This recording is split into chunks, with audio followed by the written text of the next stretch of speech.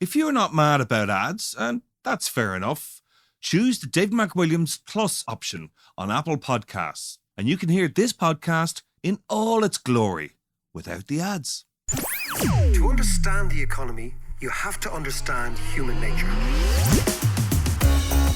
This podcast is powered by Acast. How you doing there? It is podcast time, and we have a little gem coming up from you.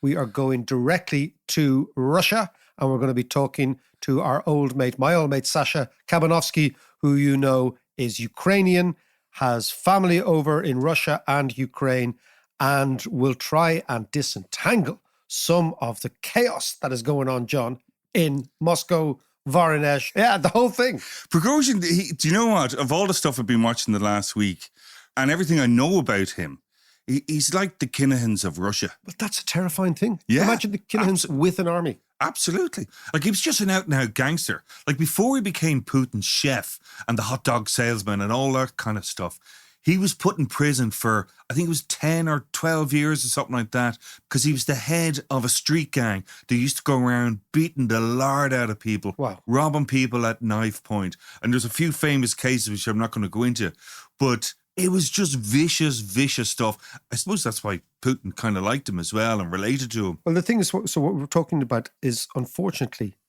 for those of us who have friends in Russia, who've been spent time over there, we're looking at a sort of a mafia state, and a state run by mafiosis in suits. Yeah. At least he doesn't even bother wearing the suit, which is fair enough. But also, we're going to talk about that. But as you know, I've been on a bit of a European tour. You have? I've been a bit of a European tour. We're going to bring you another. You were railing like a student. I know, exactly. We're going to bring you a podcast from Belgium. What's going on in Belgium?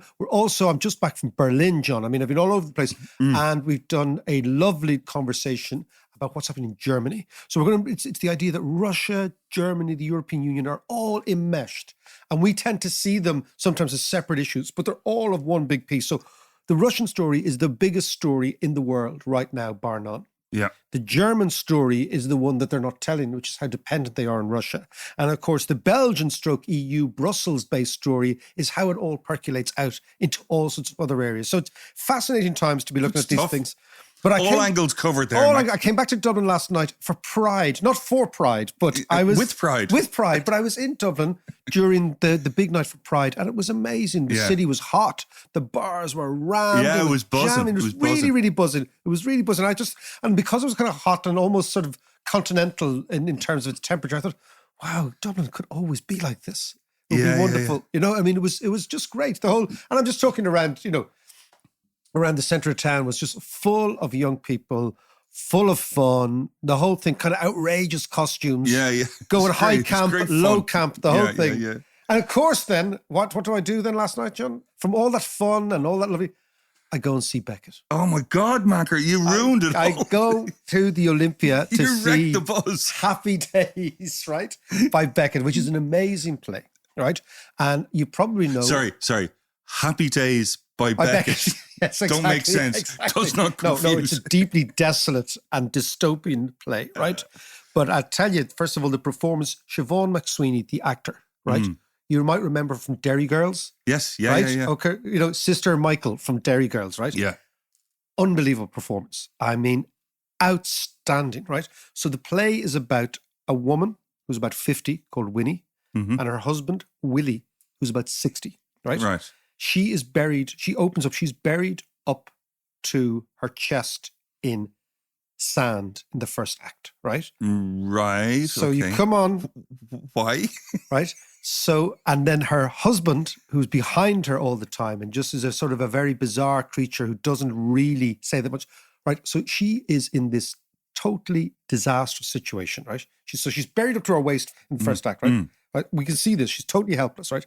And she just keeps talking, prattles on about, oh, I must forget this, I must do this. And what is Beck's talking about? The futility of life, right? The repetition of life, how we go and we do the same things.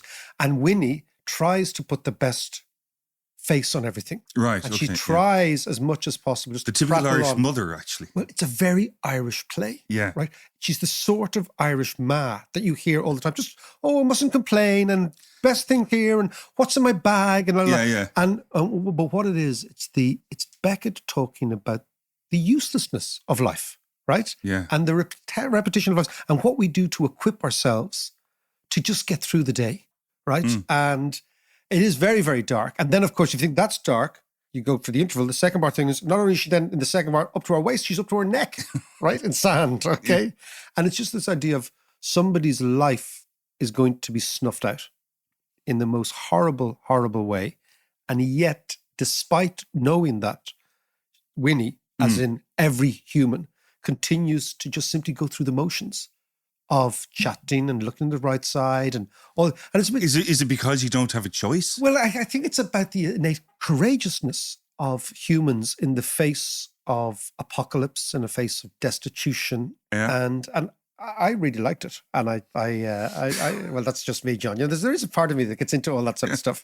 Why not do Beckett? We've just You should have just gone for the pride rave. I should have just gone in my hot pants. I should have just gone full on happy. full on hot pants down the George on rollerblades. rollerblades. Right? Okay, I should have done this. And then I just go to watch Winnie and Willie in Happy Days in the Olympia. Exactly. But Siobhan McSweeney, an amazing performance. I mean, really, really amazing. Timing, voice, humor, kind of just Brilliant. an effervescent performance of something which is the least effervescent topic you could ever imagine. Yeah. But it's interesting. I was coming out, I was thinking of Russia, right? Because, it's this idea of, Beckett talks about destitution, desolation, the futility of life, the extraordinary complexity of the human condition, right? And that's what it's all about. Lots of Beckett stuff is about. And that's what makes it incredibly arresting once you delve a little bit deep into it, right? And you just thought about, Russia, it's the same thing. It's complexity of the human condition, the destitution of life. Like, think about the appalling murder of all these kids. And they are kids, right? On both sides. Soldiers, yeah. Soldiers on both sides. They're young men, right? Soldiers on both sides, right? And just the relentless apocalyptic vision that is southern Ukraine, that part of the world where these soldiers getting killed. And what's the point of the whole thing? What is the point? I mean, we could ask what's the point of it, but it's much, much deeper. So I was contemplating that. Yeah. And I think what I would advise, John, I think the summer of reading Beckett, that would be up for you. There you go. Do you know what? I've got a few other books on my list. Yeah, before. sorry, I'm washing my hair. All right, let's go to Russia. I was just telling you, I was in Berlin the night before, so I've been traveling around. Yeah. And in Berlin, there are lots and lots. It's the biggest expatriate Russian population in the world is in Berlin, right? So that many, many hundreds of thousands have moved there.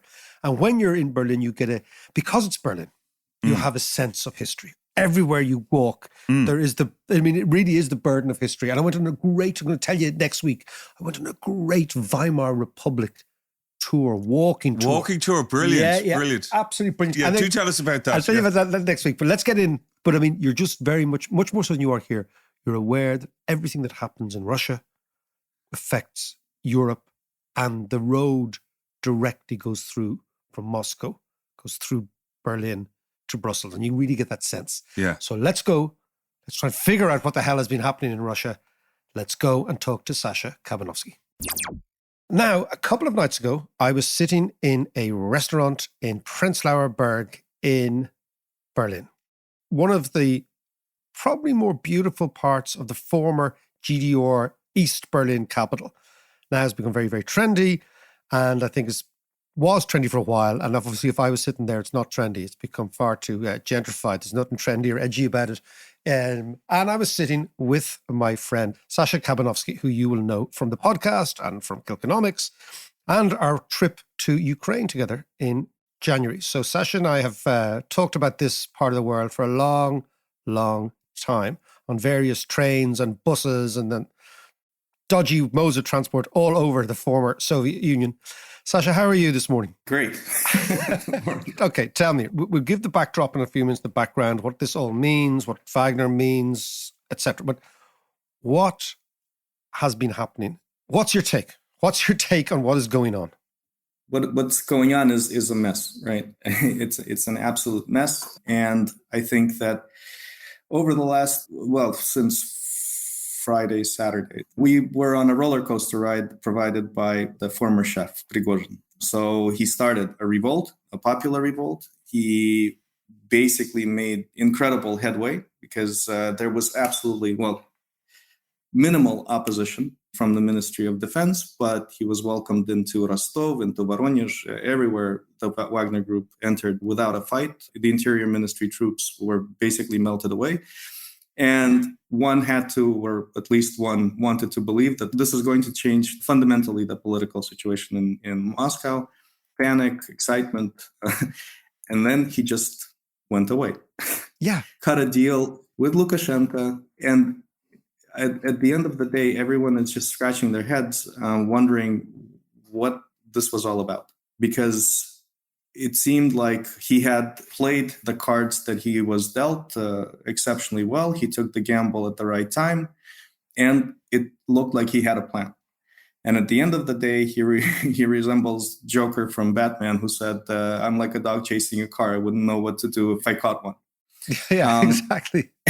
No, because he had the keys to the palace in his hand. That's what it looks like. It looks like Putin left Moscow, regardless of what the Kremlin line is at this point. He got on his plane. His plane was registered as going towards St. Petersburg. Senior officials basically disappeared. You didn't have the propagandists stepping up and basically, they were just pleading, please, let's think about the country as a whole.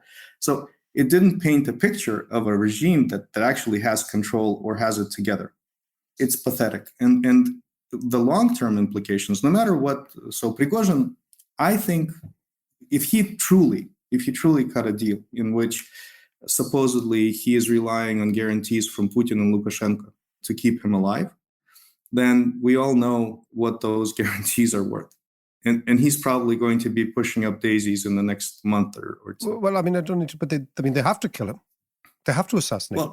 Well, there's no other way that they can survive if he's sitting there, or if the guy who orchestrates a mutiny kind of can cut a deal and is put over there in Belarus for a while. That profoundly undermines. If you're a dictator, which Putin is, and Lukashenko, you can't have this. You cannot survive these sort of things. And we know historically that the one sin Putin never forgives is treachery. This is the one thing that he has a visceral dislike for. The speculation is that Wagner will continue to exist in some form or another, dislocate its base of operations into Belarus and continue to do the whatever evil it does in Africa and Latin America and Syria. But at the same time, he agreed to allow members of the Wagner Group who want to sign contracts with the Ministry of Defense basically do that as well. He basically drew up the curtain on everything that is wrong with Russia. Yeah. He showed sort of the bare naughty parts, right? Yeah. And now he just goes away, but the bare naughty parts stay. So let's look at those. Because that's what everyone's saying is like, whatever deal was done, whatever machinations are behind the curtain has been pulled back. And what it reveals is chaos. It looks to me like chaos. Well, it's very hard to believe that if this was happening, when most observers from the West really believed that Putin had strength and that he had the stamina for a long war, and this is something that we were all basically, when discussing the future of the war in Ukraine with Russia, this was the real threat, right? A long, drawn-out conflict, nuclear weapons, and the West's stomach for a prolonged exposure to this disaster, right? And what Prigozhin has done is showed that Putin's grasp on power is very tenuous. Very tenuous. There is nothing behind the curtain, or very little behind the curtain. He shut down, 4 helicopters and 1 airplane yesterday during this uprising. 12 pilots died yesterday. Russia hasn't lost this many aircraft and pilots in a single day in the entire war with Ukraine, I believe. And then to turn back and say, well, we didn't shed any blood, we're going home and everything is fine. And everyone pretends like this is fine. that nothing that nothing happened. They dug up roads leading to Moscow, just destroyed roads in a panic. And it's this panic. They weren't in control. I mean, to have Lukashenko actually negotiate this sort of a settlement. So Putin didn't negotiate. Putin didn't participate in resolving this issue. He just ran away in his, I guess, recent style that he's developed over the last 5 years. Can I ask you, what do you think at a certain stage, Prigozhin must have been threatened with something in order to cut a deal? That there must have been something in the back of his head that said, I'm not sure I have the stamina or the manpower for this. And I've already opened up the accusation of treason. So I know the end game is my death or assassination. This deal might save my skin, might save my life. In the back of his head, he must have been afraid of something that the Russian Federation could have launched at him. Because otherwise I can't understand what's going on. And then I want you to explain to me, Putin talked about the stab in the back, Tsar Nicholas, 1917. I want to talk about all that sort of idea and the fact that this is constantly dwelling on Putin's head, this extraordinary obsession with history and historical moments. But just let's go back. There must have been some threat, because it's like anything. You do a deal when somebody has something to offer you and you're slightly unsure of your position, because he's done, in effect, he's just said, I'm going into exile. I'm backing down. Well, quite frankly, I cannot imagine. So you launch a coup, right? You're moving 25,000 or 30,000 troops into Russia and go marching towards Moscow. You are welcomed in all of these cities. You're faced with no resistance. The reason why you launch a coup is that you feel isolated. Apparently, he was trying to get a meeting with Putin for the last 2 months, and Putin has ignored him. And so the speculation is that he became nervous, and he thought that this was an uprising was the only way to survive. So you do all of this. You see that you're successful at it. I can't possibly imagine what the Kremlin may have had on him to just force him or incentivize him to simply just go away. I mean, how many people did he set up? He's a dead man. Politically, I think militarily, you don't forgive this type of stuff, right? I mean, if you sign on to a coup, you're in. Yeah, you're until in the very end, right? You're in 100%. Yeah. I mean, the mere sort of decision to rise up against a dictator, and Russia can't even do a coup, right? It's like it's a good coup gone to waste. but let's go and talk about Putin now, right? The overwhelming idea is that he is weakened, but the other thing is he's still there. He's still there, and weakened or not, he is in control still. Or am I getting it wrong?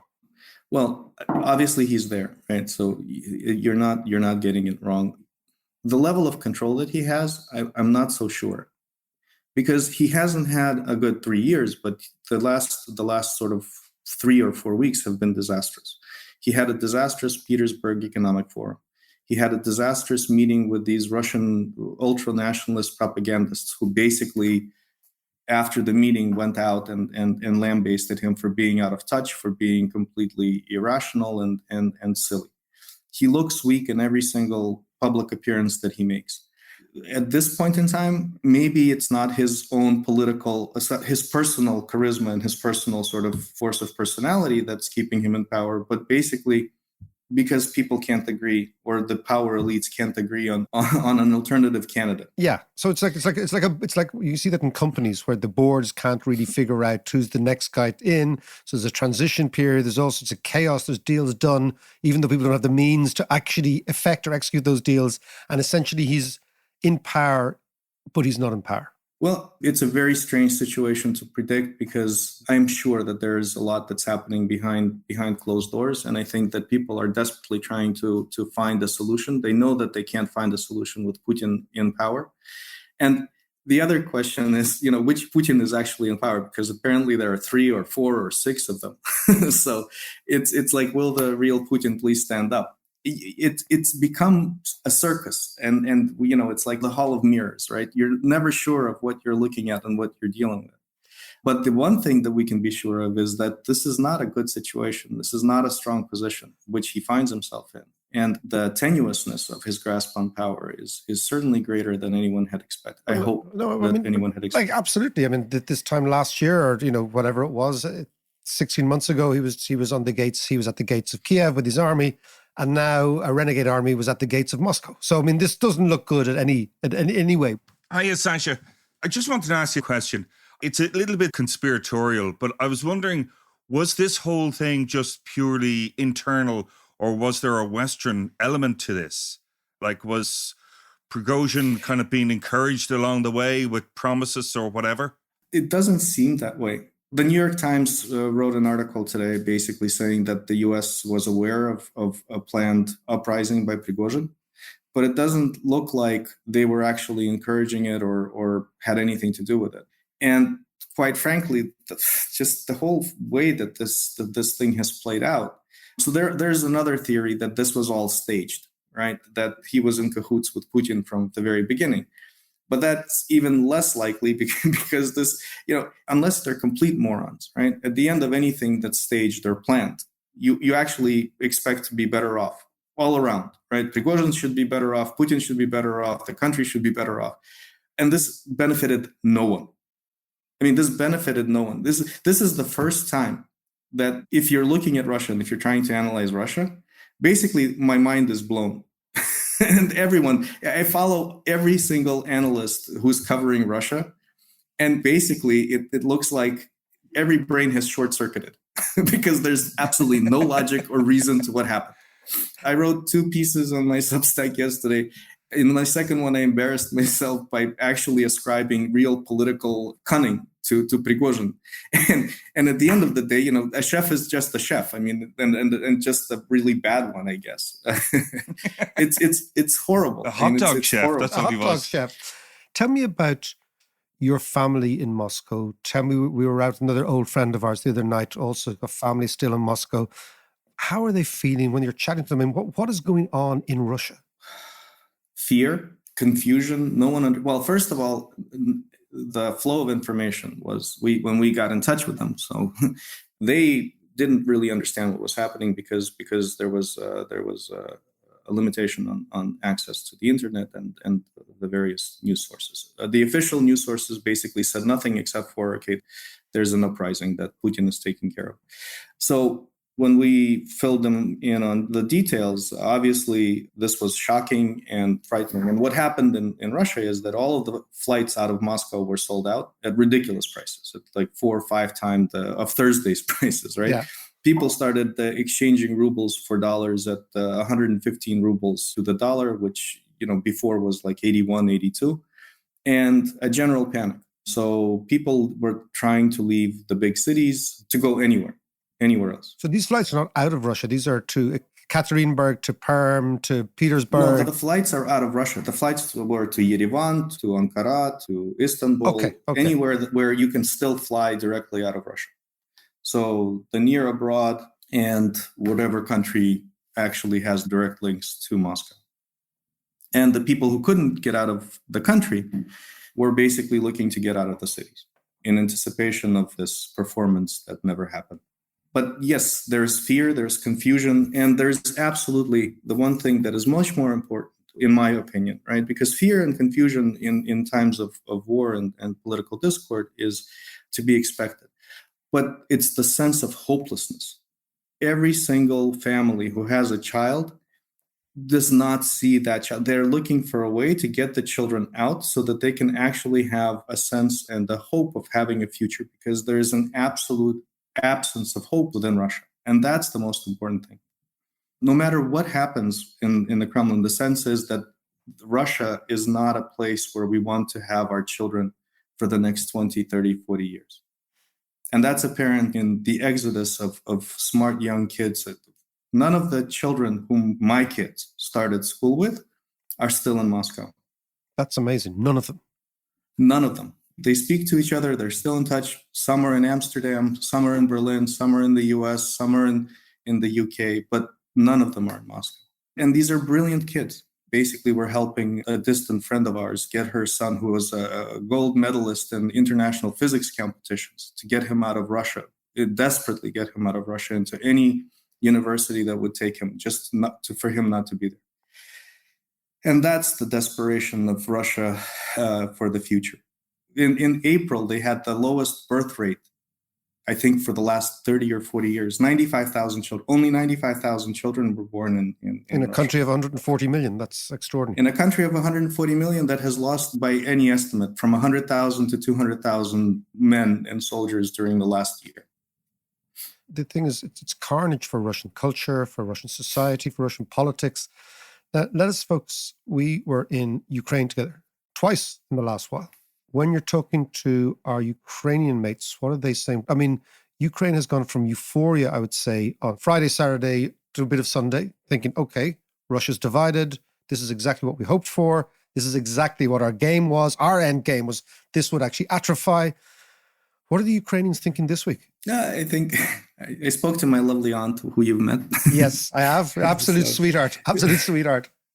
So she was grateful that last night was the first quiet night without night raids for the last, I think, long while, for a month or two.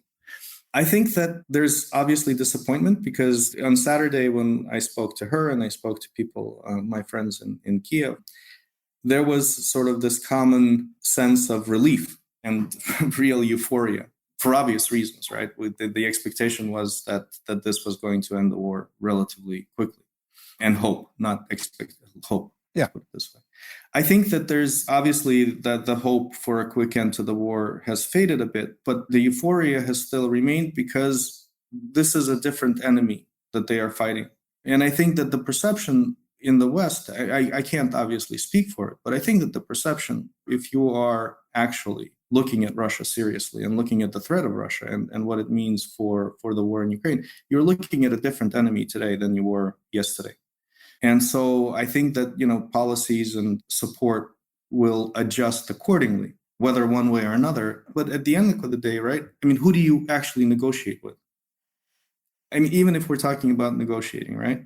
So everything has changed. In my sense, it's become, I wouldn't say more complex. I think that actually there are more options on the table now in terms of how we can approach Russia.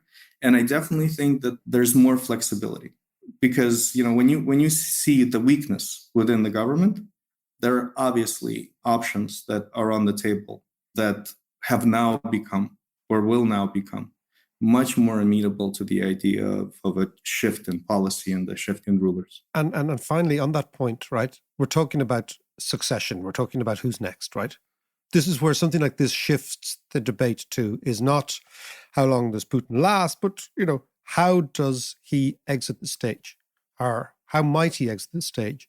Is there a sense now in Russia that there is somebody else going to emerge from within the Putin ranks, from within the aristocracy, so to speak, that will actually maybe change the whole course of the next couple of months? Is there a sense that Putin is so badly weakened now that it's only a matter of time before he goes? Like, is he Tsar Nicholas? So what he said in his speech interests me, because he was basically saying that I do not want to be Tsar Nicholas. I do not want to be the ruler whose troops are defeated at the front, or were being defeated at the front, which is exactly what happened in the First World War, whose troops came back and who decided, look, we're going to have to create the environment for peace. And then, of course, Lenin comes in and changed the whole game. But he was, amazingly, Putin was talking about that spectacularly chaotic 18-month period of Russian history from, let's say, 1916 to 1918. And he was positioning himself as the Tsar. That's what interests me. Well, the period lasted much longer than 1918, I know, because but 1918 was just the start of the Civil War, and the Civil War took 20 million lives. But he's locating himself at the beginning of that. On the wrong side. So this is a KGB agent, right? who associates himself with a regime that basically the people who formed the agency that bred him tore down. So his grasp of history is very tenuous, and he rewrites history to his, which every Russian ruler has done, which is what rewrites the Russian history to fit his own needs. he was basically appealing to Russians. The thing that he understands is that after the 90s, after sort of the revolution of 1918, Russians deathly fear real sort of internecine war, civil war.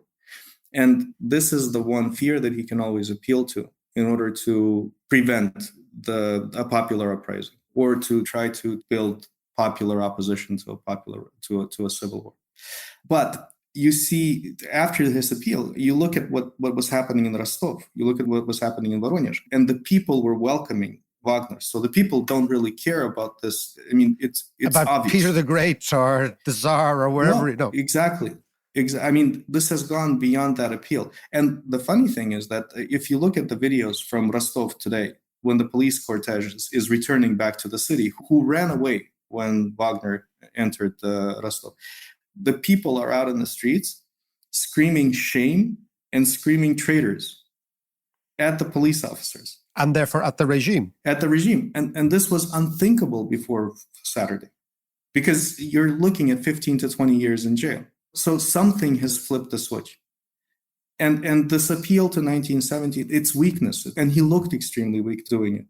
And then he disappeared for the entire day. And then Lukashenko came in and he negotiated. Who the hell is Lukashenko at the end of the day? I mean, he's the guy who every month takes a visit to Moscow begging for money, or at least he was in the past. But he does have experience in surviving attempted coups. He does have extraordinary experience in surviving attempted coups. I mean, he was a gunner 2.5 years ago, and he managed to come back.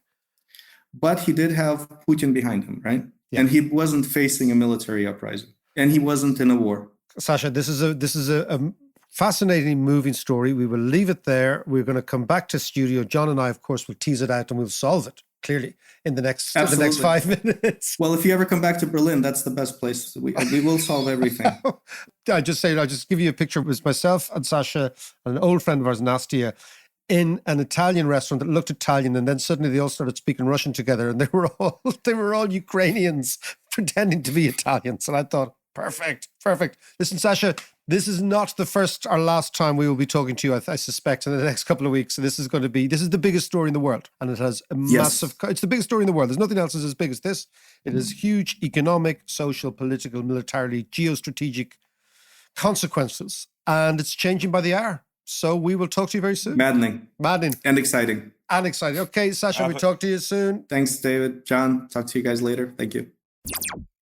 So I was just thinking while you were talking there, fascinating stuff, of course, but I was just thinking that I had an image of Putin being Logan Roy when you're talking about Succession.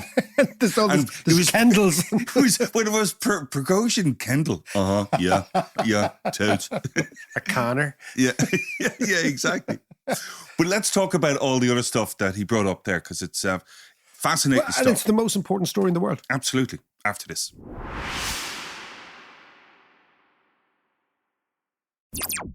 As you say, Mac, this is the most important story at the moment. Yeah. In Europe, in the world. In the world. And it's like there was a whole load of stuff that Sasha was talking about there that we'll it's an ongoing story. So go on, say unpack in your unpack, American. Like we'll take a deep dive. Take a deep fucking dive. No, but the one thing that really struck me in that was his point about the birth rate being so incredibly low, which speaks volumes, of course. Well, I mean, the birth rate is everything in economics. So there's the expression that demography is destiny, right?